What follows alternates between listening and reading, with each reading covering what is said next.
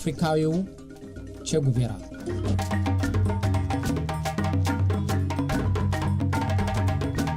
በአፍሪካ ምድር በ1970ዎቹ አንድ ደማቅ አጥቢያ ኮከብ ተጋለና ድንገት ከሰመ ይላል አንድ ጸሐፊ። በምዕራብ አፍሪካ አፐር ቮልታ ተብላ ትጠራ በነበረች ሀገር የሻምበልነት ማዕረግ ያለው ወታደር ስልጣን ያዘና ደማቅ ብርሃኑን ፈነጠቀው። ግን መሞቅ ሳይጀምር አከሰሙት እያለ ትንታኔውን ይቀጥላል። ያ የአጥቢያ ኮከብ ተምሳሌትነት የተሰጠው የጨለማ ውስጥ ብርሃን ይባል የነበረው ሻምበል ቶማስ ሳንካራ ነው። የቡርኪና ፋሶ ፕሬዝዳንት ቶማስ ሳንካራ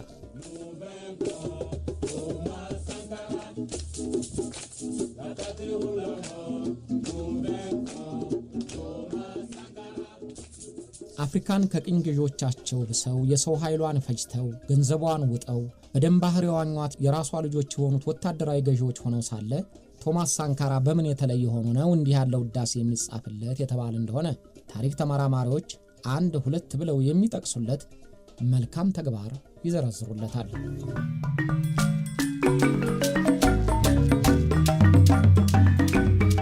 ከ1950ዎቹ ጀምሮ አፍሪካ ከቅኝ ገዢዎች ነፃ ከወጣች በኋላ ሀገር እንዲጠብቁበት የተሰጣቸውን ጠመንጃ የህዝባቸው መፍጃና የስልጣን መንጠቂያ አድርገው አፍሪካን ፍዳዋን ያስጨርሷት የነበሩት ወታደሮች መሆናቸው እርግጥ ነው።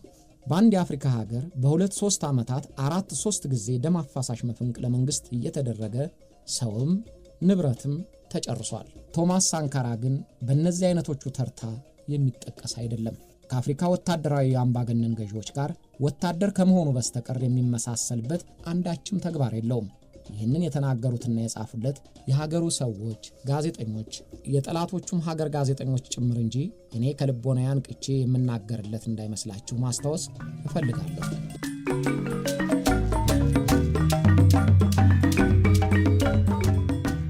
መጀመሪያ ነገር ቶማስ ሳንካራ መፈንቅለ መንግስት አላከናወነም። መፈንቅለ መንግስት የፈጸሙ መኮንኖች ከታሰረበት ፈተው አንተ ምራን አሉት እንጂ ተስገብግቦ ወይም ምን ያውቃለሁ ብሎ ወይም በሴራና በደባ ስልጣን ወንበር ላይ ፊት አላለም።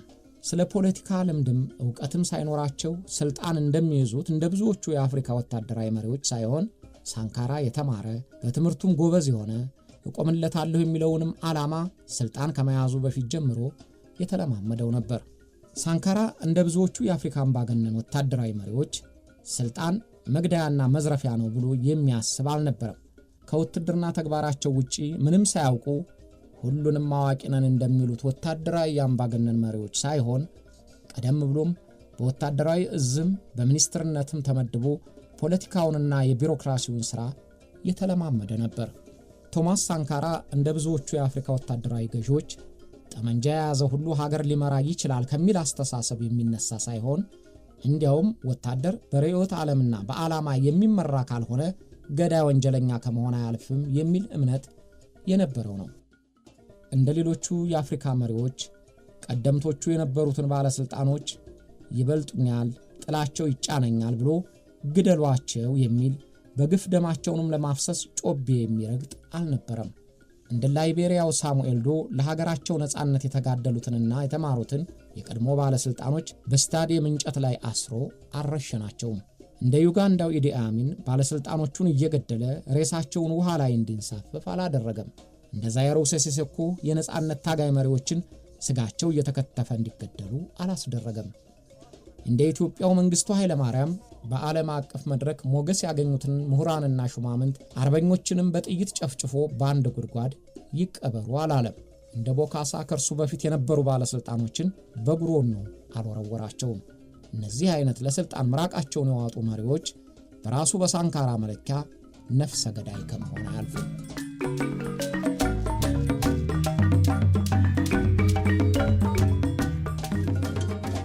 ቶማስ ሳንካራ ግን እንደነዚህ አይደለም። በመግደል የሰው ደም በማፍሰስ አባዜ አልተለከፈም። ጥፋት አለባቸው የሚባሉትን ባለስልጣኖች የሚዳኙበት ግልጽ ችሎት ያዘጋጅላቸዋል። የተመሰከረበት ይቀጣል። ቅጣቱ ራሱን በሬዲዮና በቴሌቪዥን ማጋለጥና ማመን ነው። ራስን ማዋረድ ከሁሉም የባሰ ቅጣት ነው ብሎ ቶማስ ሳንካራ ያምናል። ተጨማሪው ቅጣት ወደ ገጠር ተልኮ ክፍያ በሌለበት በነፃ እንዲያገለግል ማስገደድ ነው። እንዲህ ያደረገ ዕውቀታቸውን ይጠቀምበታል እንጂ አገሩን የደም ምስ የሚገበርባት አላደረጋትም። 20ና 30 ዓመታት የመሩ የአፍሪካ መሪዎች ለሀገራቸው እንዲህ ነው ተብሎ የሚጠቀስ መልካም ምግባር ሳይፈጽሙ ተባረዋል። እርሱ ግን እስከዛሬ ስሙን ከመቃብር በላይ ያዋለለትን ተግባር ለሕዝቡ መፈጸሙ እየተመሰከረለት ነው። ለዚህም ነው የሀገሩ ሰዎች እንደ አባት እንደ እናት ተንከባክቦ ነው እንጂ በግፍ አይደለም እያሉ የሚያሞግሱት። ለዚህም ነው የአሁኑ ታሪክ ፍርድም ሳንካራስ እንደ ሌሎች የአፍሪካ መሪዎች አይደለም የሚሉትና የሚዘምሩለት። ሳንካራ ሳንካራ mon président Sankara Sankara du Burkina il est venu en homme intègre pour bâtir une Afrique digne. ቡርኪና ፋሶ ከፈረንሳይ ቀኝ ተገዥነት በ1952 ነፃ ከወጣች በኋላ በ17 ዓመታት ጊዜ ውስጥ እስከ ቶማስ ሳንካራ ድረስ ማለት ነው 4 ጊዜ መፈንቅለ መንግስት ተከናውኖባታል። ህዝቧ በድህነት የሚኖር ማዕድኖቿና ለመሬቷን ለመጠቀም ያልቻለች ሀገር ነበረች። ቶማስ ሳንካራ ስልጣን ሲይዝ ስራውን የጀመረው የሀገሪቱን ስም በመለወጥ ነበር። ቅኝ ገዢዎች ያወጡላትን አፐር ቮልታ የሚባለውን ስሟን ከሁለቱ ጎሳ ቋንቋዎች በተውጣጡ ቃላት ቡርኪና ፋሶ እንድትባል ወሰነላት። ቡርኪና ፋሶ ማለት የተከበረ ሰው ምድር እንደማለት ነው። ቶማስ ገና ስልጣኑን ሲረከብ ከድህነታችን እንነሳ፣ እርዳታና ልመናን ከአእምሮአችን እናጥፋ፣ በቀን 2 ጊዜ የሚበላ ምግብ፣ በቀን 10 ሊትር የመጠጥ ውሃ የሚል ግብ አልሞ የድርጊት መፈክሩን ከግድግዳው ላይ ሰቀለ። ከዚያ ወዲያ ይህንን ዓላማውን ለማስፈጸም ቀበቶውን ሰቀሰቀ፣ ቀዩን መለዮውንም ጫነ።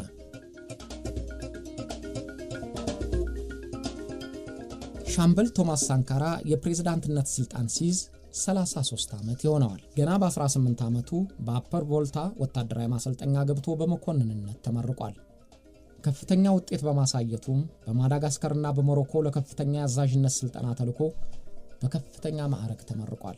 ሀገሩ ከማሊ ጋር የድንበር ግጭት ባደረገች ጊዜ ያሳየው አመራር ዝና ተርፎለታል። በማንም ዘንድ አንባቢነቱ፣ የጠራ የፈረንሳይኛ ቋንቋ አጠቃቀሙ፣ የፖለቲካ ዝንባሌውና መልካም ባህሪው ይታወቁለታል። ኮሎኔል ዘርቦ መንግስት ፈንቅሎ ስልጣን ሲይዝ የማስታወቂያ ሚኒስትርነትን ሾመው። ግን በእንዲህ ያለ ካቢኔ መስራት ነውር ነው ብሎ በገዛ ፈቃዱ ከ6 ወር በኋላ ስራውን ለቆ ወደ ክፍሉ ተመለሰ። የዘርቦ መንግስት በሌላ መፈንቅለ መንግስት በሻለቃ ኡደራጎ ሲተካ ሳንካራ በጦሩ ውስጥ ያለው ተወዳጅነትና ችሎታው ይታወቃልና ጠቅላይ ሚኒስትር አድርጎ ሾመው። ግን ከጥቂት ወራት በኋላ የሾመው ወታደራዊ መንግስት ጠረጠረና አሰረው።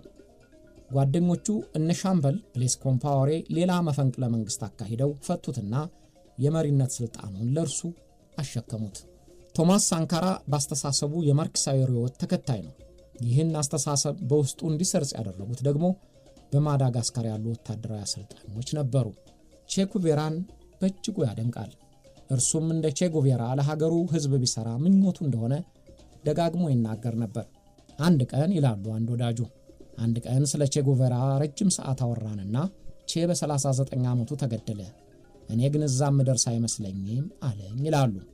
እንደገመተውም በ37 ዓመቱ ተገደለ።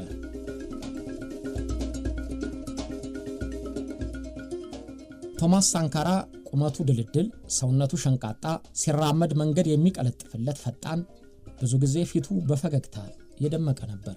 ለዘኛ ንግግር አዋቂና ጨዋታ ሳማሪ ነው ይሉታል።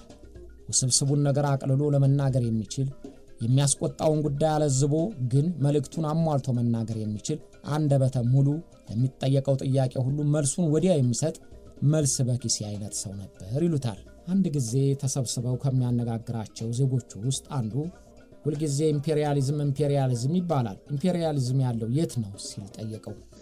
Il y en a qui demandent mais où se trouve l'impérialisme? L'impérialisme, regardez dans vos assiettes quand vous mangez les grains de riz de maïs. ኢምፔሪያሊዝም እዚህም እዚያም አለ። ስትበሉ ሳህናችሁን ተመልከቱት። በእርዳታ የመጣ ማሽላ፣ ከውጭ የተገዛ ሩዝ ታያላችሁ። ኢምፔሪያሊዝም ማለት ያ ነው። ሩቅ መሄድ አያስፈልግም ሲል መልሶለታል።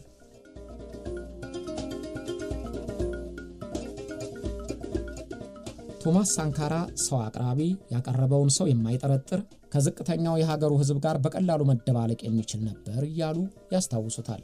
ለገንዘብ የማይስገበገብ፣ በቂውን ብቻ ካገኘ የሚበቃው ነበርም ይሉታል። ፕሬዝዳንት ከሆነ በኋላ ደሞዙ በወር $450 የአሜሪካን ዶላር ነው። የግል ንብረቶቹ አንድ አሮጌ ትንሽ መኪና፣ አንድ ብስክሌት፣ 3 ጊታሮች፣ አንድ የበረዶ ቤቱ የተሰበረ ማቀዝቀዣ፣ አልጋና ቁም ሳጥኑ፣ አሮጌ ወንበሮች ብቻ ናቸው። ቤሳቤስቲን በሀገርም ሆነ በውጭ ባንኮች አላስቀመጠም። በፕሬዝዳንትነቱ ጊዜም ልጆቹ ስልጣን ሲይዝ ከሚማሩበት ትምህርት ቤት ነበር የሚማሩት። ይህ በአፍሪካ ወታደራዊ አምባገነን መሪዎች ዘንድ እንደ ሞኝነት የሚቆጠር ነው። ቤተ መንግስቱን ከስራው ውጭ አይጠቀምበትም። ቤተ መንግስቱን ርስታቸው ለማድረግ እንደሚቋምጡት አምባገነን መሪዎች ሳይሆን እርሱ የሚኖረው በሻምበልነት ማዕረጉ በሚኖርበት ቤት ውስጥ ነበር። ብዙ ጊዜ ወታደራዊ ዩኒፎርሙን ይለብሳል። በማንኛውም አለባበሱ ጊዜ ቀዩ መለዮ አትለየውም። ሁልጊዜም በተለይ ዩኒፎርሙን ሲለብስ ነጭ ሰደፍ ያለው ሽጉጡን በማህደር አድርጎ ይታጠቃል። ባህሪው ስልጣንና ገንዘብ ሲያገኙ ጥጋብ መሬቱን አላስረግጥ እንደሚላቸው ወታደራዊ መሪዎች አይደለም። ለነገሩ እርሱ ሁለቱም የሉትም። ስልጣኑ ቢኖረውም የህዝብ መገልገያ ብቻ ነው ብሎ ወስኗል። ገንዘቡ ደግሞ የለውም። ቶማስ ሳንካራ ገንዘብ ሳይኖረው ስልጣን ይዞ ገንዘብ ሳይኖረው የሞተ ነበር ይሉታል።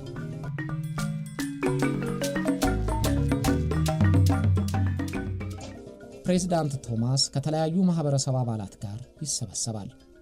ማንም በመንገድ ላይ አቆሞ ሊያነጋግረው ይችላል። ሽማግሌዎች እንደ ልጃቸው እንጂ እንደ መሪያቸው ስለማያዩት እያቀፉ ይስሙታል። ራሱን እያሻሹ ይመርቁታል። ልጆቹ አንገቱ ላይ ይንጠለጠሉበታል። ውብ ጥርሱን እያሳየ ሁሉንም እንዳግባባቸው ያስተናግዳቸዋል። በሥራ ዘመቻ ወቅት ዶማ ይዞ ከህዝቡ ጋር አብሮ ሲቆፍር ይታያል። ኳስ ይጫወታል ከማንም ጋር። በሥራ ሰዓት እስከ እኩለ ሌሊት የቢሮውን ሥራ ይሠራና ቀን በየቢሮውና በየመስኩ የተጀመሩ ፕሮጀክቶችን ይጎበኛል። ሳንካራ እንደዚያን ጊዜዎቹ አምባገነኖች መጣሁ ጠብቁኝ፣ እጅ ንሱኝ፣ አደግድጉልኝ አይልም። ባልታሰበ ወቅት ድንገት ከተፍ ይላል። ያን ጊዜ ዋልጌው ሁሉ መድረሻ ይጠበዋል። ፕሬዝዳንት ሳንካራ አፍሪካን ግጠውና በአጥንቱ አስቀርተው በደም አጨቅይተዋት በውርደት እንደተባረሩት መሪዎች አልዘረፋትም። ባዶ ኪሱን እንደተሾመ ባዶ ኪሱን ሞተ። እነዚህን ሁሉ ባህሪውን ያዩ አፍሪካዊው ሼኩቬራ ይሉታል። እንደ ድምፃዊው ሳምሳህ ጃህ አይነቶቹ ደግሞ የጨለማ ውስጥ ብርሃን ይሉታል። ሌሎችም ከአፍሪካ ወታደራዊ መሪዎች የተለየ ይሉታል። ይህን ሁሉ ስምና ዝና ያገኘው በ4 የሥልጣን ዓመታት ብቻ ነው። ከዚያ ወዲያ እንዲቀጥል የውጭም የውስጥም ቡድኖች አስፈራቸው። ስለዚህ በአፍሪካ በድንገት ተግ ብሎ የነበረውን አጥቢያ ኮከብ ባጭሩ አጠፉት ይላል አንድ የጽሑፍ መግቢያ።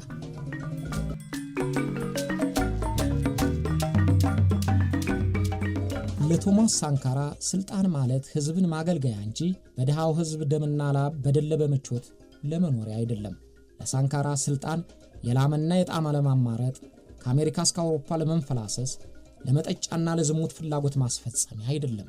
ስለዚህ በሳንካራ ጊዜ ሚኒስተርነትና የዳይሬክተርነት ሹመት ምቾት የሚሰጥ አልነበረም። ላብ እስኪያንጠፈጥፉ የሚሰሩበት እንጂ ጥንቢራ እስኪዞር የሚዝናኑበት አይደለም።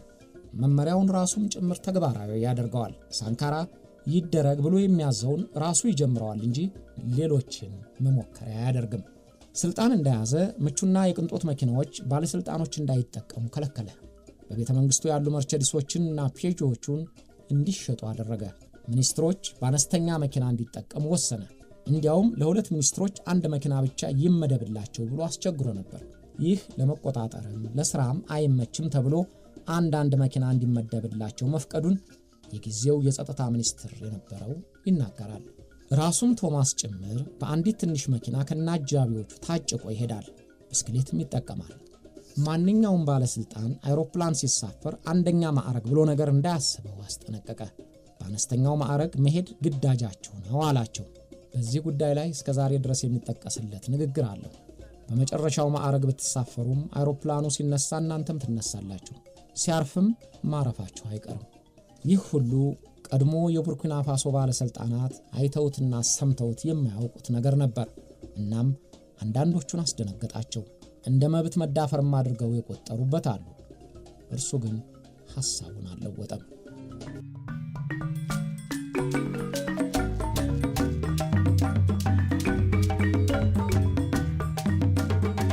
ማንኛውም ባለስልጣን ስፖርት መስራት አለበት የሚል መመሪያ አስተላለፈ። ጤናማ አእምሮና ጤናማ አካል የሌለው ብቃት ሊኖረው አይችልም።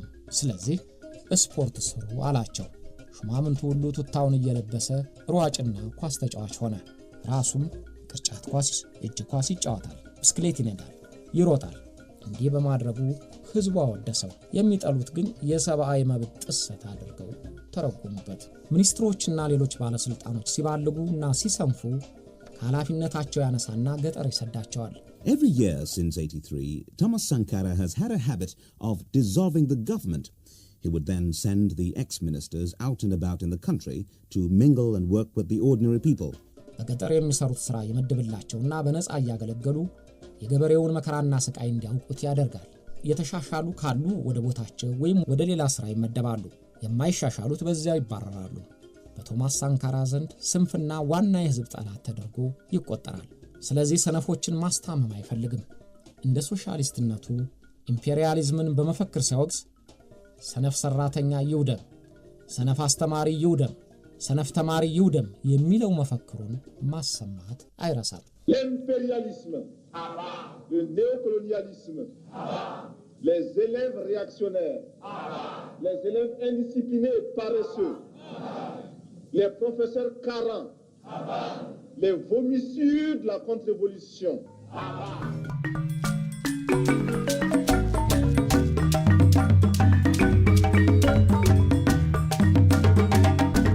ቶማስ ሳንካራ በዛሬዎቹ አፍሪካውያኖች ጭምር የሚታወቅበትን ራስን በመቻል ፖሊሲው ነው። ገና ስልጣን ሳይዝ ጀምሮ አፍሪካውያኖች ከቅኝ ገዢዎች እርዳታና ተጽዕኖ መላቀቅ አለባቸው ብሎ ያምን ነበር። ምርቶቻቸውና ንብረቶቻቸውን ለራሳቸው ማዋል አለባቸው የሚለውን እምነቱን ስልጣን ሲይዝ በተግባር ሊተረጉመው ተነሳ። ከባለ መሬቶች መሬታቸው ተወሰደ፣ ለገበሬዎችም ተከፋፈለ። ገበሬው በጋራና በግል በመስኖና በማዳበሪያ መሬቱን እንዲያለማ ጥብቅ መመሪያ ተላለፈለት። ሀገራችሁ ዳናትና እጅና እግራችሁን ተጠቀሙ አላቸው። በዘመቻ ወታደሩና የከተማው ሰው በየአካባቢው ይርዳ ተባለ። ራሱም ፕሬዝዳንቱ ዶማውን ተሸክሞ ለውሃ ጠለፋ ይቆፍራል። ቡርኪና ፋሶ በምግብ እህል ራሷን መቻል አቅቷት በእርዳታ እህል የቆመች ሀገር ነበረች። በዚያች ሀገርም ሆነ በአካባቢው ባሉ የሳህራ ሀገሮች በሄክታር የሚመረተው በአማካይ 1700 ኪሎ ግራም ነበረ። ከ3 ዓመታት በኋላ በሳንካራ ፖሊሲ ቡርኪና ፋሶ በሄክታር በአማካይ ከ3800 እስከ 3900 ኪሎ ግራም ስንዴ አመረተች። ይህም ከምትፈልገው የእህል ምርት የተረፈ ሆነ። ሳንካራ ቀዳሚው መፈክሩ በቀን 2 ጊዜ ምግብ፣ በቀን 10 ሊትር ውሃ የሚል ስለነበረ በ4 ዓመታት ውስጥ ወደ ግቡ መዳረሱን አመለከተ። ግን ይህ ራስን የመቻል ውጤት ለአሜሪካ፣ ለፈረንሳይና ለአንዳንድ ጎረቤት ሀገሮች አስፈራቸውና ሳንካራን በጥርጣሬ ተመለከቱት። Notre pays produit suffisamment de quoi nous nourrir. Nous pouvons dépasser même notre production. Malheureusement, par manque d'organisation, nous sommes encore obligés de tendre la main pour demander des aides alimentaires. ሀገራችን ራሳችንን ለመመገብ የሚበቃ ምርት ማምረት ትችላለች። እንዲያውም ከምንፈልገው በላይ ማምረት ትችላለች። ግን እስካሁን የምግብ እርዳታ ተቀባይ ሆነናል። እንዲህ አይነቱ እርዳታ እኛ ሁልጊዜም ለማኞች መሆን ነውር የለውም የሚል አስተሳሰብ እንዲጸናወተን አድርጓል። እንዲህ አይነቱን የልመና እርዳታ አቋርጠን ብዙ ለማምረት መነሳት አለብን። ምክንያቱም እርዳታ እየላክ የሚመግባችሁ የፈለገውን ሊጭንባችሁ ይፈልጋል።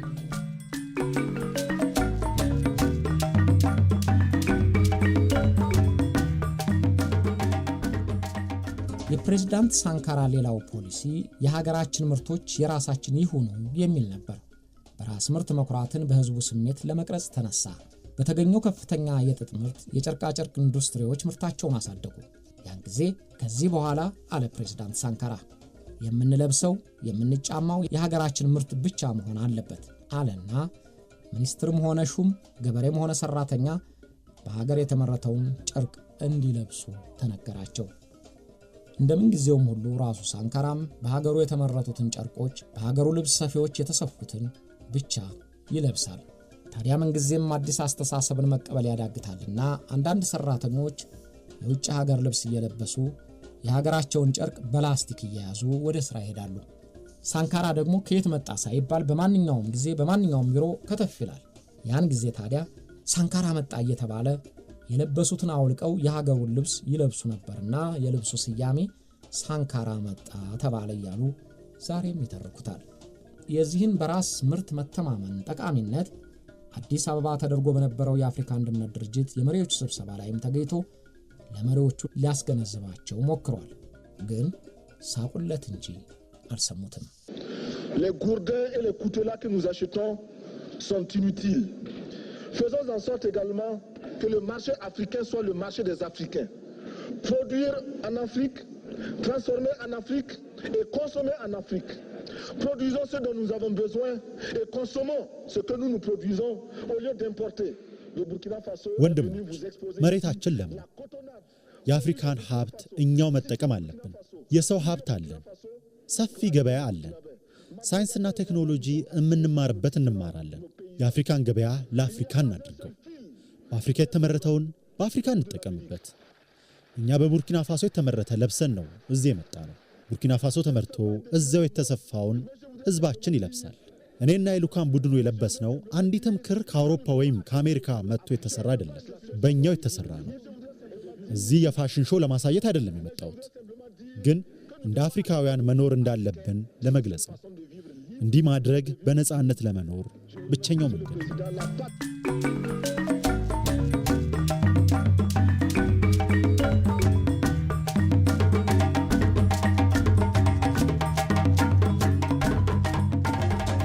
ቶማስ ሳንካራ ቡርኪና ፋሶን መምራት ሲጀምር ቀዳሚዎቹ መሪዎች የተበደሩትን ብድር እንኳን ለመክፈልና ለመሸከም የማይቻል ሆነበት። አበዳሪዎቹ ምዕራባውያን ደግሞ የሳንካራን ግራ ዘመምነትና ልደፈርባይነት ስላስቆጫቸው የበላችሁትንማ ክፈሉ እንጂ እያሉ ይጎተጉቱት ጀመረ። ሳንካራ መክፈል አንችልምና አንከፍልም ማለት ጀመረ። ዕዳው በየጊዜው ከኛ የሚወስዱት ማዕደን ይከፍለዋልና አፍሪካውያኖች በህብረት እምቢ ማለት አለብን አለ። ይህንኑም ሐሳቡን ለአፍሪካ መሪዎች በአፍሪካ አንድነት ድርጅት ስብሰባ ላይ ነግሯቸው ነበር። ግን ከልብ የሰሙት አይመስሉም። Notre conférence adopte la nécessité de dire clairement que nous ne pouvons pas payer la dette. Non pas dans un esprit belliqueux, belliciste. Ceci pour éviter que nous n'allions individuellement nous faire assassiner. ይህ ስብሰባ ብድራችንን እንደማንከፍል ውሳኔ የምናስተላልፍበት እንዲሆን እፈልጋለሁ። በአመፀኛነት መንፈስ መናገር አይደለም፣ ግን ተራ በተራ ከመገደል እንድንድን ይረዳናል ብዬ ነው። ቡርኪና ፋሶ ብቻ ብድሬን አልከፍልም ብትል በሚቀጥለው ጉባኤ አልገኝም። ሁላችንም ተባብረን ብድሩን አንከፍልም ብንል ግን ቃላችንን ማጠፍ ተደርጎ ሊቆጠርብን አይችልም። ራሳችንን እንደ ሀብታምና ድሃ አድርገን የምናስብ ከሆነ ግን የሞራል ደረጃችን አይመሳሰልም ማለት ነው። መጽሐፍ ቅዱስም ሆነ ቁርአን ህዝቡን የሚበዝብዙትን የሚወድላቸው አይመስለኝም። አለበለዚያ ሁለት አይነት መጽሐፍ ቅዱስና ቁርአን መዘጋጀት አለበት። ክቡር ፕሬዝዳንት፣ በዚህ የአዲስ አበባው ጉባኤያችን ላይ በብድር ላይ አቋም እንድንይዝ ይህ ጉባኤ ይህን ይወስን። መክፈል እችላለሁ የሚል ካለ በመጀመሪያው በረራ ተሳፍሮ ለዓለም ባንክና ለዓለም አቀፉ የገንዘብ ድርጅት ያስረክባቸው። Il faudrait alors qu'il y ait 2 éditions de la Bible et 2 éditions du Coran. ፕሬዝዳንት ሳንካራ የጾታ እኩልነትን የሚያዩ ሌሎች መሪዎች እናምንበታለን ከሚሉት በእጅጉ የተለየና በተግባራዊ እርምጃ ያረጋገጠ ነው። ሴቶች ከወንዶች እኩል ናቸው የሚለው መፈክር በተግባር ለማዋል የሞከረው እውነተኛው መሪ ነው ይሉታል። ሳንካራ የሴቶች እኩል የመስራት አቅምን በሴቶች ሚኒስትርነትና የሴቶች ኮሚቴ ኃላፊ አድርጎ በመሾም ብቻ አይገድበውም። በሱ የስልጣን ጊዜ በሴቶች ላይ ያለውን ባህላዊ ጫና አቃሎ በወታደርነት፣ በሚኒስትርነት፣ በሌሎችም የኃላፊነት ቦታዎች እንደየችሎታቸው ተመድበው እንዲሰሩ ቅድሚያ ሰጣቸው። ለሁሉም ሴቶች ሥራ መስጠት አለብን። ሁሉም ሴቶች ምቹ ኑሮ እንዲኖሩ ማድረግ አለብን።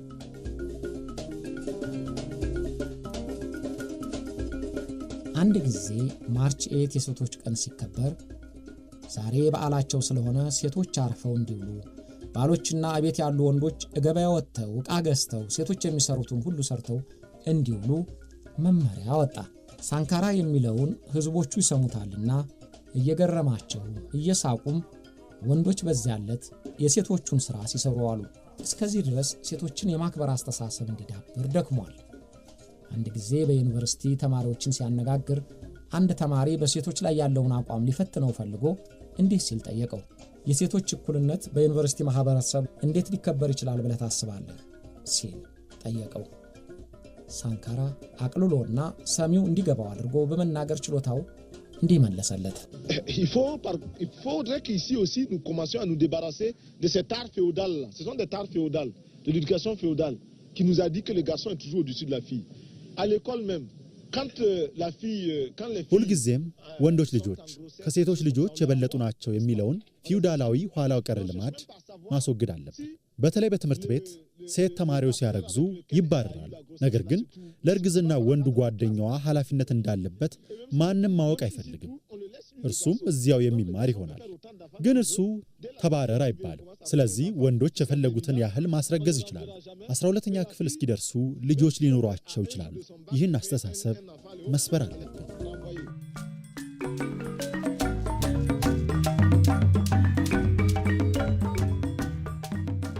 ሻምበል ቶማስ ሳንካራ የሀገሩን ህዝቦች በጤና አጠባበቅ ፖሊሲው ከተላላፊ በሽታ ለመጠበቅ እንዲከተቡ በማድረግ የአየር ንብረቱን ለመጠበቅ በሚሊዮን የሚቆጠሩ ዛፎችን በማስተከል ታይቶ የማይታወቅ ውጤት አስመዝግቧል።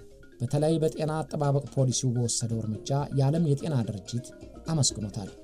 እነዚህን ሁሉ ከረጅም ባጭሩ ከብዙ በጥቂቱ የነገርኋችሁ የሳንካራ የሥራ እንቅስቃሴዎች በ4 ዓመታት ብቻ የተደረጉ ናቸው። 4 ዓመታት ብቻ።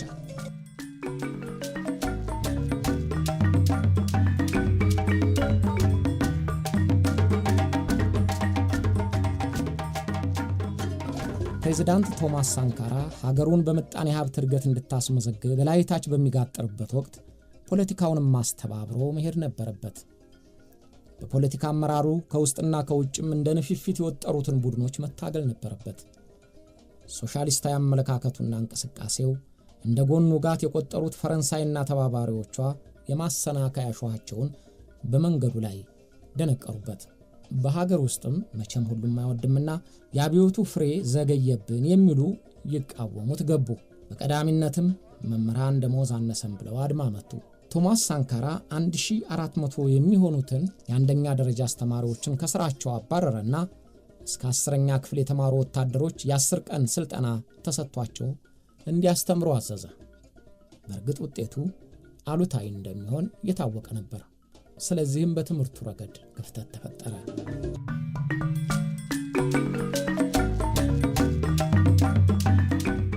ፕሬዝዳንት ቶማስ ሳንካራ ስልጣን ከመያዙ በፊት ጀምሮ ግራ ዘመም የሚባሉት ማርክሲስቶች የሚከተሉትን ርዕዮተ ዓለም የሚያምንበት መሆኑ የተደበቀ አልነበረም። የሶሻሊዝም ስርዓት ቡርኪና ፋሶን ከድህነት አዘቅት ያወጣታል ብሎ ያምናል። ይሁንና ለእርሱ ሶሻሊዝም የህዝቡን ልማድና እምነት አስተባብሮ ለጥቅም መዋል እንጂ የመደብ ልዩነት እየተነተኑ የመደብ እርቅ የለም እያሉ ዜጎችን ለመግደልና ለማደየት አይጠቀምበትም። ኢምፔሪያሊዝምን ያወግዛል። ግን ለሀገሩ ቀጥተኛና በኩልነት ላይ የተመሰረተ ትብብር ካደረጉለት ኢምፔሪያሊስቶች ናቸው ጠላቶቼ ይሆናሉ ብሎ አያኮርፍም። ከቀድሞ ቅኝ ገዢዋ ፈረንሳይ ጋር ትብብሩን አልሳበም። ግን ትዕዛዝ ተቀባዩ ለመሆን አይፈልግም። ሶሻሊስት ሀገሮችን ይቀርባል። ግን እንደ ሌሎቹ የሶሻሊዝም ተከታይ ነን እንደሚሉት የአፍሪካ አምባገነን ወታደራዊ መሪዎች ተቀጥላቸው መሆን አይፈልግም። ሳንካራ በኩባው ፊደል ካስትሮ አመራርና ስብዕና የተማረከ መሆኑን በግልጽ ይናገር ነበር። በዚህ አቋሙ ሶቪየት ህብረትንና ኩባን ጎብኝቷል። ፈረንሳይና መሰሎቿ ግን የሳንካራ ሶሻሊስት ሀገሮችን መጎብኘት ክፉኛ አሳሰባቸው። አንድ ጊዜ በፓሪስ ጉብኝቱ ከፍራንሷ ሚትራን ጋር ሆኖ የጋራ መግለጫ በሚሰጥበት ወቅት ፈረንሳይቷ ጋዜጠኛ እንዲህ ስትል ጠየቀችው። ሞስኮና ሃቫና ሄደህ ነበር፣ ለምን ነበር ሄድከው አለችው። ሳንካራ በተለመደው ግልጽና ለዛማ ንግግሩ እንዲህ ብሎ መለሰል።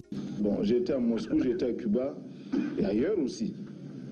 Je n'ai pas seulement été dans ces pays-là parce que nous entretenons d'excellentes relations avec ces pays, avec les dirigeants de ces pays.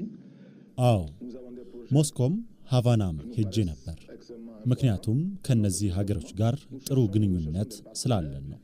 ለእድገታችን የሚጠቅሙ ፕሮጀክቶች ከሁለቱም ሀገሮች ጋር ቀርጸናል። አጋሮች እንፈልጋለን። ወደኛ ሀገር የሚመጣም ካለ ደስ ብሎን እንቀበለዋለን። ምክንያቱም እንደ ሞስኮ ካለ ሩቅ ሀገር ከመሄድ ያድነናል።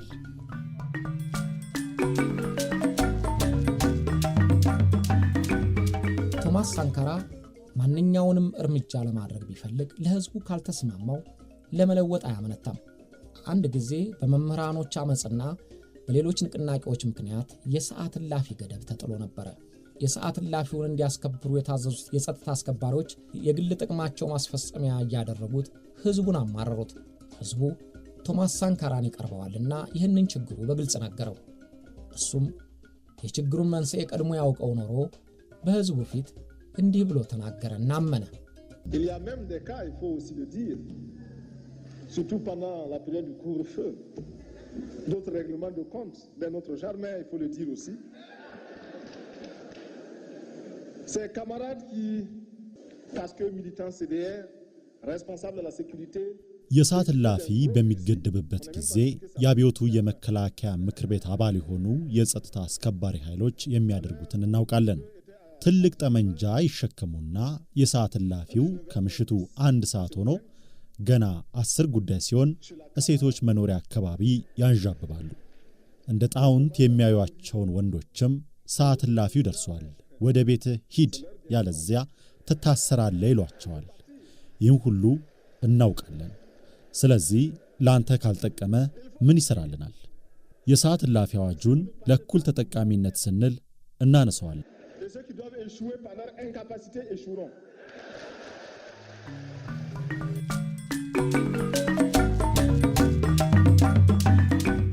ለቶማስ ሳንካራ ፖለቲካ ለህዝብ ጥቅምና ለሀገር እድገት መሳሪያ እስከሆነ ድረስ እንጂ ተቀጥላ ባህሪዎቹን አይከተልም። የሆድን በሆድ ይዞ በአደባባይ መሪዎች እየተሳሳቁ ወዳጅ መምሰልን የዲፕሎማሲ ግንኙነት አድናቂ አይደለም። ሆድ ይፍጀው ብሎ የሌላውን ነውር መደበቅ በቶማስ ሳንካራ ዘንድ ትርጉም የለውም። መሆን አለበት ብሎ የሚሰማውን ፊት ለፊት ገጽ ለገጽ ይናገራል። የህዝብ አደራን የያዘ መሪ በድብቆሽና በማስመሰል ግንኙነት መቀጠል የለበትም ብሎ ያምናል። ሌሎች ለመናገር የማይደፍሩትንም እርሱ ይናገረዋል። አንድ ጊዜ በአፍሪካ አንድነት ድርጅት ስብሰባ ላይ የአፍሪካ መሪዎችን በምስራቅና በምዕራብ ካምፕ ራሳችሁን እየፈረጃችሁ ህዝባችሁን አዋርዳችኋል ብሎ በግልጽ ወቅሷቸዋል። ሌላ ጊዜም የፈረንሳዩ መሪ ፍራንሷ ሚትራን ቡርኪና ፋሶን ሲጎበኝ ለክብሩ በተደረገለት ራት ግብዣ ላይ የተናገረው ፈረንሳዮቹን ብቻ ሳይሆን ደጋፊዎቹንም አስደንግጧል። ከግብዣው ቀደም ብሎ የደቡብ አፍሪካው የአፓርታይድ መሪ ቦታ ፈረንሳይን ጎብኝቶ ነበር። ሳንካራ ፈረንሳይ ቦታን በማስተናገዷ ተናዷል። ስለዚህ እንግዳው አድርጎ ራት በጋበዘው ፍራንሷ ሚትራን ፊት እንዲህ ተናገረ። Des tueurs comme Peter Botta ont eu le droit de parcourir la France si belle. ነፍሰ ገዳዩ ፒተር ቦታ ጽዱዋንና ውቧን ከተማ ፓሪስን የመጎብኘት መብት አለው። ግን በጥቁሮች ደም የተጨማለቀው እጁና እግሩ ያቆሽሻታል። ስለዚህ እንዲጎበኝ የፈቀዱለት ለመቆሸሿ ኃላፊነቱን መውሰድ አለባቸው። ዛሬም ምን ጊዜ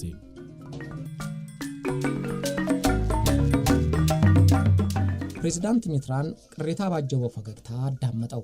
ለነገሩ ሳንካራ ሲናገር የሚዘልፋቸው መሪዎች ጭምር እየሳቁ ያዳምጡታል። እንደ ታናሽ ሆኖ ስለሚቀርብ ለዛና ቀብ ያለው አነጋገሩ ቁጣቸውን ይሸፍነዋል።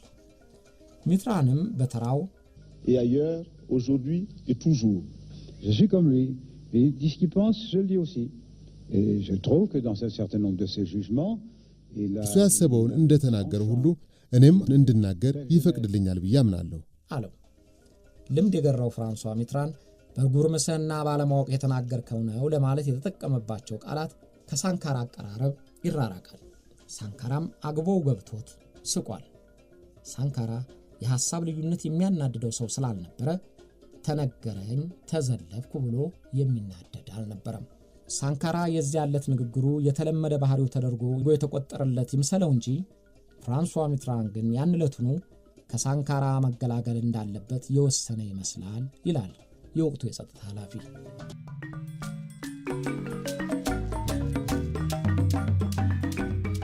ጥቅምት 5 1980 ንጋት ላይ በድንገት ከፈረንሳይ ቴሌቪዥን አስደንጋጭ ዜና ተላለፈ።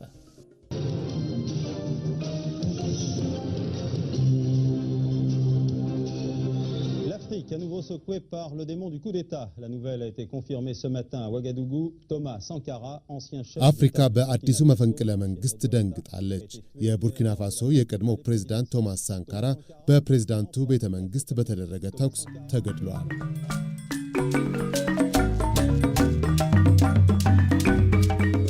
የቶማስ ሳንካራ አገዳደል ውስብስብና ጠጣሪ የውጭ እጆች ከሀገር ውስጦቹ ጋር ተባብረው ያቀነባበሯቸው መሆናቸው ዘግይተው የወጡ ማስረጃዎች አረጋግጠዋል። የፈረንሳይ የጸጥታ መስሪያ ቤት፣ የአሜሪካው CIA፣ የላይቤሪያ ታጣቂ መሪዎች ቻርልስ ቴለርና ጆን ፕሪንስ፣ የሊቢያው መሪ ኮሎኔል ጋዳፊ፣ ጓደኛውና ምክትሉ የነበረው ብሌስ ኮምፓወሬና በኋላ የመከላከያ ሚኒስትር የነበረው ጉንጉሬ ቶማስ ሳንካራን ለመግደል ተመሳጥረውበታል። የኢጣሊያው የምርመራ ጋዜጠኛ ሲልቬስትሮ ሞንታናሮ በሳንካራ ጉዳይ ቀደም ብዬ ከጠቀስኳቸው መካከልና የድርጊቱ ተሳታፊዎችን የአይን ምስክርነት ጠይቆ ከ7 ዓመታት በፊት አፍሪካን ሻዶውስ በሚል ርዕስ ጥናታዊ የቴሌቪዥን ዝግጅት አቅርቦ ነበር። ሴራው እንዲህ ነበር የተከናወነው ይላል ሞንታናሮ።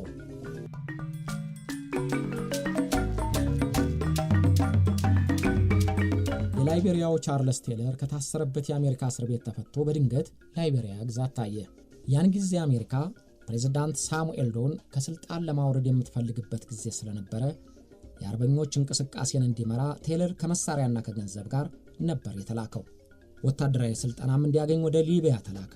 በሊቢያ ስልጠና ላይ ቶማስ ሳንካራንና ብሌስ ኮምፓወሬን፣ የጋምቢያውን ጃማሃንና ከቻድ አንድ መኮንን ተሳታፊ ነበሩ። ይህ ቡድን የቡርኪና ፋሶውን መንግስት ለመገልበጥም የሊቢያን ድጋፍ የሚፈልግ ነበር። ዘግይቶ ቶማስ ሳንካራ እነ ኮምፓወሬ ባካሄዱት መፈንቅለ መንግስት ከታሰረበት ወጥቶ ፕሬዝዳንት ከሆነ በኋላ ቀድሞ ይደግፉት የነበሩት ሁሉ እንደሚፈልጉት ስላልሆነላቸው ከዱት።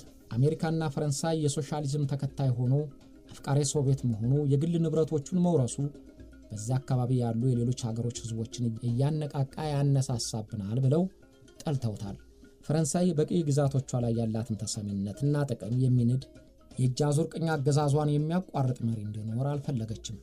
ሳንካራ ወደ ሩሲያና ወደ ኪዩባ ያደረገው ጉብኝት ሶሻሊዝም በምዕራብ አፍሪካ እግሩን ሊተክል ያስችለዋል ብላ ስላመነችም ልታስወግደው ተነሳችበት። በዛየር ፓትሪስ ሉሙምባን ከቤልጂየም እና ከራሱ ረዳት ሴሴሴኮ ጋር ተባብሮ ያስወገደው CIA ሊያስወግደውም ቆረጠ። የላይቤሪያ ታጣቂዎች እነ ቴለርና ፕሪንስ ቡርኪና ፋሶ የተቃውሟቸው የጦር ማደራጃ እንድትሆን ቦታ እንዲሰጣቸው ሳንካራን ጠየቁት። ትርፋማ የሆነ የንግድ ዝውውርም እንዲያከናውኑ ለመኑት። ፕሬዝዳንት ቶማስ ሳንካራ ግን ሐቀኛነት ተናንቆት እምቢ አለ። ሀገሬ በሌላ ሀገር ጉዳይ ጦርነት ተባባሪ አትሆንም፣ ህገወጥ ንግድም አታካሂድም፣ ሀገሬንም ለቃችሁ ትወጡልኛላችሁ አላቸው። ስለዚህ ቶማስ ሳንካራ ካልተወገደ በስተቀር እንደ ልባቸው እንደማይሆኑ ስላመኑ ከንፈራቸውን ነከሱበት።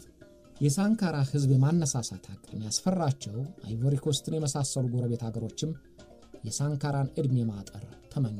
በአፍሪካ የአመፅ ንቅናቄዎችን እየደገፈ የሚሰገድለት መሪ መሆን የሁልጊዜ ምኞቱ የሆነው ኮሎኔል ጋዳፊም ሳንካራ እንደሚያስበው የሚያጣጥፈው ባለመሆኑ የራሱን ሶሻሊዝም ለማካሄድ እንጂ የጋዳፊን ረጅም እጅ የማይፈራ በመሆኑ አልወደደውም። ስለዚህ ከሌሎቹ ጋር መከረበት። አይንና ናጫ የሆኑት አሜሪካና ሊቢያ እንዴት ሊተባበሩ እንደቻሉ የሚያጠያይቅ ነበር። አሜሪካ ያን ጊዜ አደባባይ ካወቃቸው ጠላቶቿ መካከል ከጋዳፊ ይልቅ አጀማመሩ ስር ከሰደደ መዘዙ የከፋ ነው ብላ የሰጋችበትን የሳንካራን ጉዳይ ቅድሚያ ሰጠችው። ከጋዳፊም ጋር መተባበር ፈለገች። እግረ መንገዷንም በነቴለር በኩል በሊቢያ እርዳታ የሚደረግላቸውን የየሀገሩ ተቃዋሚዎች ለመሰለል ይጠቅማታል። አሜሪካ ሁልጊዜም እንደምትለው ጥቅም አገኝበታለሁ ካለች ማንኛውንም ተግባር ለመፈጸም አታሰላስልም። ሴራውን እውን ለማድረግ ኃላፊነቱን የሚወስድ የቡርኪና ፋሶ ባለስልጣን ለማግኘት አልተቸገሩም። የሳንካራ ጓደኛና ሁለተኛው ሰው ብሌስ ኮምፓወሬ።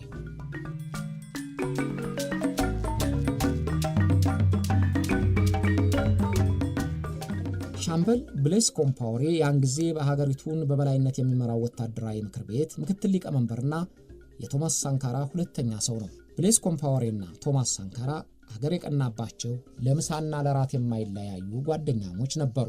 መጀመሪያ የተዋወቁት ለአዛዥ መኮንነት ስልጠና ከየክፍላቸው ተመርጠው ወደ ሞሮኮ በተላኩበት ጊዜ ነበር። ሁለቱም የማርክሲስት አመለካከታቸው፣ ስለ ሀገራቸው ያላቸው ራዕይ መመሳሰሉ አቆራኛቸውና ጓደኝነት ፈጠሩ። ጓደኝነታቸውን ወደ ቤተሰብነትም ደረጃ አሳደጉት። የሳንካራ ወላጆች ኮምፓወሬን እንደ ልጃቸው ስላዩት በበዓልም ሆነ ባዘቦት ቀን ከነሱ ፊት አይለይም። ሳንካራና ኮምፓወሬ ባንዱ ለው የሚያድሩ ስልጣን በወንድማሞቾች እጅ ገባ የተባለላቸው ነበሩ። ቶማስ ሳንካራ በታሰረም ጊዜ ኮምፓወሬ ወታደር አደራጅቶ መንግስት ገልብጦ ሳንካራን አስፈትቶ የፕሬዝዳንትነቱን ወንበር እንዲይዝ አድርጓል። ወዳጅነታቸው እስከዚህ በደረሰ መስዋዕትነት የተሳሰረ ስለነበረ በመካከላቸው ምን ጊዜም ነፋስ የሚገባ አይመስልም ነበር። ግን እንደነበረው አልዘለቀም።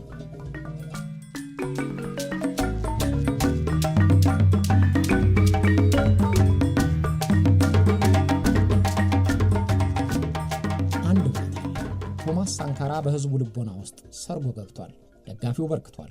ጓደኞቹ እነ ኮምፓወሬ ሊደርሱበት በማይችሉበት ዕውቅናና ሞገስ ርቋቸዋል። ከዚያ በኋላ እነሱ በእርሱ ጥላ ስር ብቻ የሚኖሩ መሆናቸውን ተረድተውታል። የውጭ ሴረኞቹ ምንም የሚግባቡ ጓደኛሞች ቢሆኑ ስልጣንና ገንዘብ የደደረ ልብን የሚያቀልጥ ቀጥ ያለ ህሊናን የሚያጎልጥ በምኞት የሚያነሆልል መሆኑን ያውቃሉና ኮምፓወሬን በስልጣን አማለሉት። አንተ ፕሬዝዳንት ለመሆን ምን ያንሳል? ሳንካራን አስወግድና ቡርኪና ፋሶን ለምን የግልህ አታደርጋትም ብለው ልቡን አሸፈቱት። እናም ተባባሪያቸው ሆነ። ወንድሜ የሚለውን ወንድሙን ገድሎ ወንበሩን ለመውሰድ ከዳው።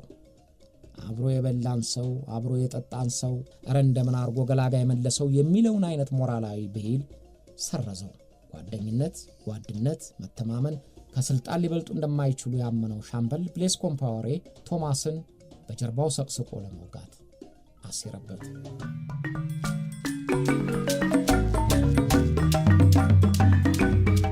ሞሪታኒያ ውስጥ ሴረኞቹ ተሰብስበዋል። የላይቤሪያ ተዋጊዎች ቴለርና ፕሪንስ፣ የቻዱ ፕሬዝዳንት፣ የሊቢያው ጋዳፊ ተወካይ ብሌስ ኮምፓወሬና በኋላ የመከላከያ ሚኒስትር የሆነው ጉንጉሬ በስብሰባው ላይ ተገኝተዋል። ዘግይቶ አንድ ነጭ ሰው ተቀላቀላቸው ይላል በስፍራው የተገኘው የቻርልስ ቴለር ረዳት ጄኔራል ሞሞ። ጋዳፊ ቴለርን ሊረዱ የፈረንሳይ መንግስት የሚያስፈልጉ መሳሪያዎችን እንዲያቀርብ ፈጥናም ለኮምፓወሬ መንግስት ዕውቅና እንድትሰጥ በዝግ ስብሰባቸው ወሰኑ። እቅዱን አሜሪካና ፈረንሳይ ቡርኪና ፋሶ በሚገኘው የአሜሪካና የፈረንሳይ ኤምባሲዎች እንዲያቀነባብሩት ግዳጅ ወሰዱ። ስብሰባው እንደተጠናቀቀ ኮምፓወሬ የሰለጠኑ ኮማንዶዎች እንዲዘጋጁ ለጉንጉሬ ትዕዛዝ ሲሰጥ ቻርልስ ቴለርም ለቶማስ ግድያ ተልኮ ጥቂት ኮማንዶዎችን ለመላክ ተስማማ። ከዚያ በኋላ የቶማስ ሳንካራ ጉዳይ ለሴረኞቹ የጊዜ ጉዳይ ብቻ ነበር።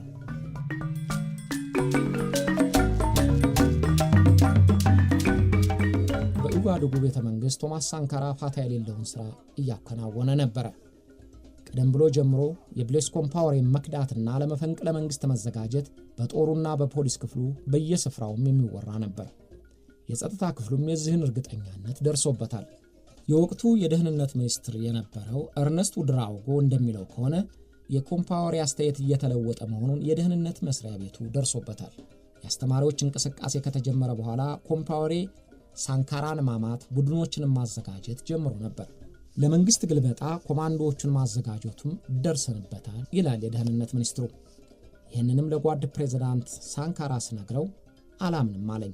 Nous là justement de mettre de l'ordre, c'est-à-dire d'arrêter le capitaine Blaise Compaoré parce qu'il est en train de fomenter justement son assassinat. Il m'a dit non, l'amitié ne se trahit pas.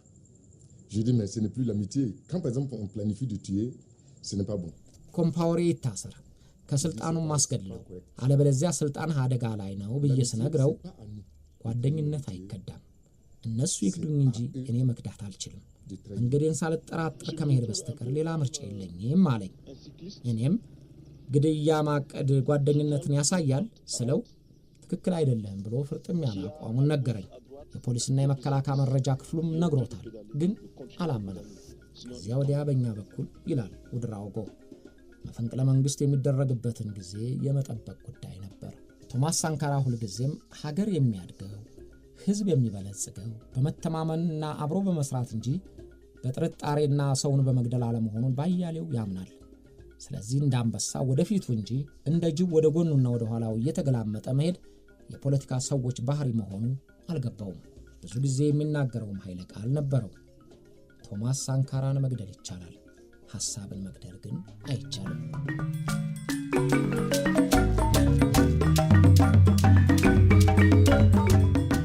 ጥቅምት 5 1980 ዓ.ም ፕሬዝዳንት ቶማስ ሳንካራ የምሽት ስራውን አገባዶ ወደ ቤቱ ከመሄዱ በፊት ከትራኦሬ አላዋና ጋር በኮሙኒኬሽን ስትራቴጂ ጉዳይ እየተነጋገረ ነበር።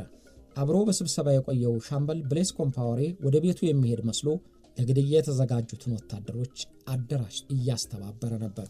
በቆርቆሮ ቤት ላይ የሚወርድ ዝናብ በሚመስል ድምጽ አካባቢው ተረበሸ። ወዲያው የኔን ነው የሚፈልጉት ብሎ ቶማስ ከወንበሩ ተነሳ ይላል ረዳቱ ትራኦሬ። ከዚያ በኋላ ተኩስ ተከፈተ። ለመከላከል እንኳን ሳይችል ነፍሰ በላዎች ፕሬዝዳንቴን በሉት እያለ ትራኦሬ እንባውን ይጠርጋል። የላይቤሪያው የቻርልስ ቴለር ኮማንዶዎችን መርቶ ኮምፓወሬን ለመርዳት የመጣው ጀነራል ሞሞ የዚያለት የሆነውን ለሲልቬስትሮ ሞንታናሮ ነግሮታል። የግዳጁ አባል ሆኜ ግድያው ሲፈጸም ኡጋዱጉ ውስጥ ነበርኩ። ከፕሪንስ ጋር በመገናኛ እየተገናኘን ስንከታተል ነበር። ቶማስ ሳንካራ ከቤቱ ሲወጣ የቢሮው የሚቆይበትንም ሊሄድ የሚነሳበትንም ጊዜ ሁሉ እናውቅ ነበር። ብሌስ ኮምፓወሬ ቤቱ የሄደ መስሎ ተመልሶ የቤተ መንግስቱ አካባቢ ወታደሮችን እያስተባበረ ነበር። እኩለ ሌሊት ሊሆን ተዳርሷል። ሳንካራ በክፍሉ ውስጥ እንዳለ ኮምፓወሬ ገባና ከጠረጴዛው ትይዩ ቆሞ ተኮሰበት። ቶማስ ብሌስ እኔ ወንድሜ ነው ስልህ ገደልከኝ ሲል ሰማሁት።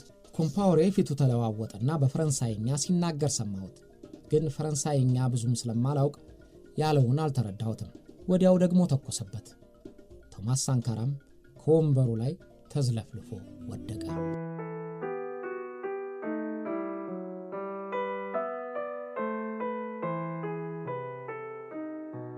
ብሌስ ኮምፓወሬ ቶማስን ሲገድል የተከተሉት ወታደሮች በሳንካራ ዙሪያ የነበሩትን አጃቢዎቹንና ረዳቶቹን በጥይት ጨፈጨፏቸው። 13 የሚሆኑት ረዳቶቹና አጃቢዎቹ በቤተ መንግስቱ ውስጥ ተዘርረው ደማቸው ጎረፈ።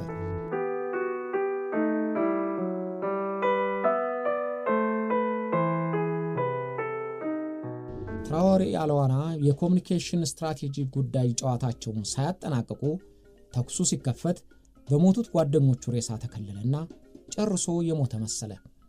ገዳዮቹ ግዳጃቸውን ፈጽመው ወዲያ ወዲህ ሲሉ ማንም ልብ ሳይለው በቤተ መንግስቱ አንዱ ጥግ ተከለለ።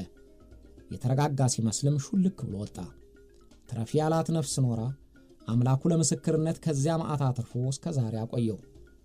የኮምፓወሬ መንግስት እስኪያልፍም ለ27 ዓመታት ተደብቆ ቆየ። ሁሉም ነገር ትላንት እንደተደረገ ያህል ይሰማኛል ይላል በሳንካራ ቀብር ፊት ቆሞ እንባውን እየጨመቀ። Il a été froidement abattu sans résistance. Des rafales de pluie, quand vous êtes dans une maison en tôle, des crépitements.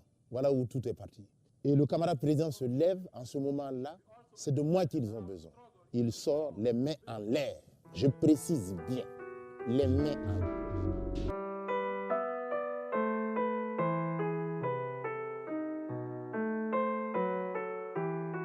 ከፈረንሳይ ቴሌቪዥን አስደንጋጩን ዜና ቡርኪናዎች ሲሰሙ ከሊቅ እስከ ደቂቃ አለቀሱለት።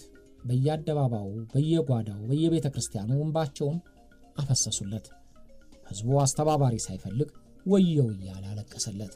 ኮምፓወሬና ተባባሪዎቹ 12ቱን ረዳቶቹንና ሳንካራን ከገደሉ በኋላ በድብቅ ቀበሯቸው።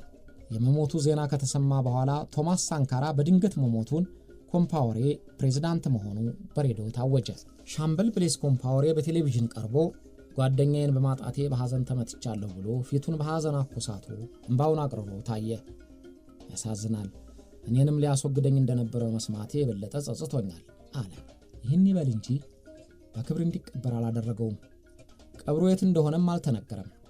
በየግድግዳው ላይ የተለጠፉት የሳንካራ ፎቶግራፎች አልወረዱም፣ ግን ይፋ ሐዘን አልተደረገም። ስላማሟቱ መጠየቅም ተከለከለ። ኮምፓወሬም እንደ ልጃቸው ያውት ወደ ነበሩት የሳንካራ ወላጆች ለለቅሶ ብቅ አላለም። የሆነው ቢሆን ብሌስ መጥቶ እንዴት የሆነውን አይነግረኝም፣ የሆነውንም ቢነግረኝም ልጄ ነውና ይቅርታ አደርግለት ነበር እንዳሉ አባትየው መሞታቸውን የጋራ ጓደኛቸው ለቴሌቪዥን ቃለ መጠይቅ ሰጥቷል።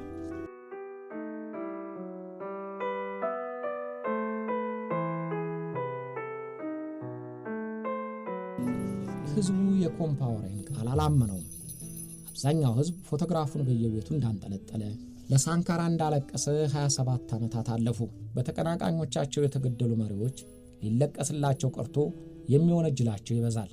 የቡርኪና ህዝብ ግን ለሚወደው መሪ በዜማ ያወደሰ 27 ዓመታት አስታወሰው።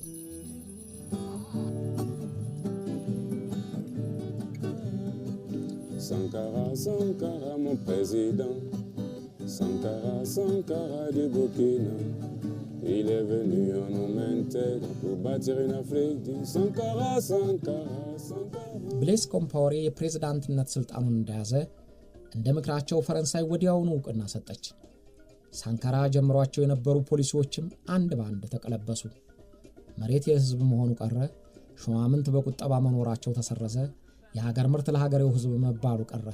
ሁሉም ነገር ተቀለበሰና ብሌስ ኮምፓወሬ ፈረንሳይና ወዳጆቿ የሚፈልጉትን እያስፈጸመ ህዝቡን ወደ ነበረበት ድህነት መልሶ ሲገዛና ሲነዳ ቆየ። መጨረሻው ግን አላማረም። የህዝብ አመጽ ተቀሰቀሰበት። የምርጫ ህጉን እያሻሻለ በተከታታይ ሲያስመርጠው የነበረውን ፓርላማ ህዝቡ አቃጥሎ የቤተሰቡን ንብረት አወደመው። ኮምፓወሬ ሹልክ ብሎና ሾሽቶ አሁን ወዳለበት ጎረቤት ሀገር አይቮሪ ኮስት ተሰደደ።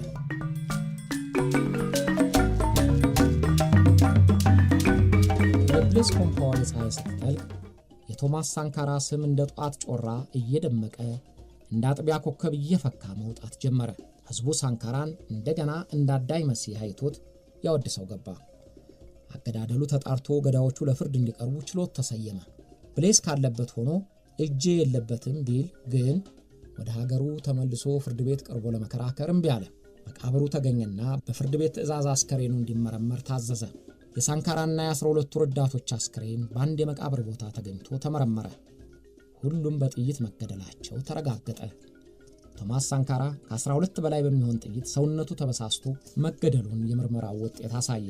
ይህ ውጤት የብሌስ ኮምፓወሬ መንግስት ፕሬዝዳንት ቶማስ ሳንካራ የሞተው በተፈጥሮ ድንገተኛ ህመም ነው ብሎ የተናገረውን አስተባበለው።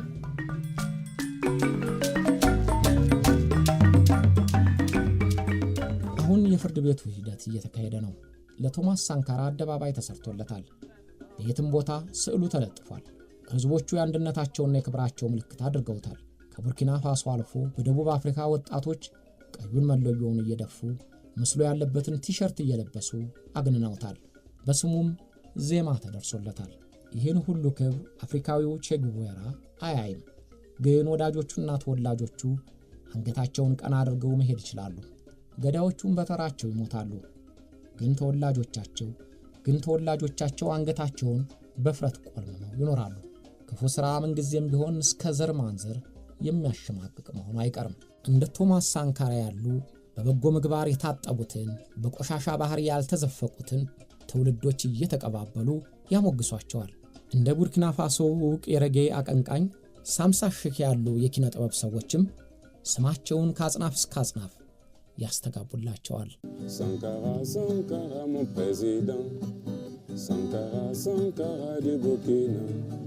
Il est venu en homme intègre pour bâtir une Afrique du Sankara, Sankara, Sankara. I sing about Sankara because Sankara is my Bible, is my Quran, is my Jesus, is my... ስለ ሳንካራ እዘፍናለሁ። ምክንያቱም ሳንካራ የኔ መጽሐፍ ቅዱስ ነው፣ ቁርአኔ ነው፣ ኢየሱስ ክርስቶስም ነው፣ መሐመድም ነው።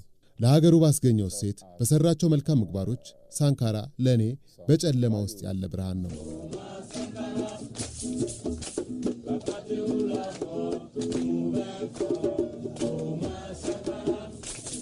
ፕሬዝዳንት ቶማስ ሳንካራ የተናገረውም እውነት መሆኑ ተረጋገጠ። ሳንካራን መግደል ይቻላል፣ ሐሳብን ግን መግደል አይቻልም።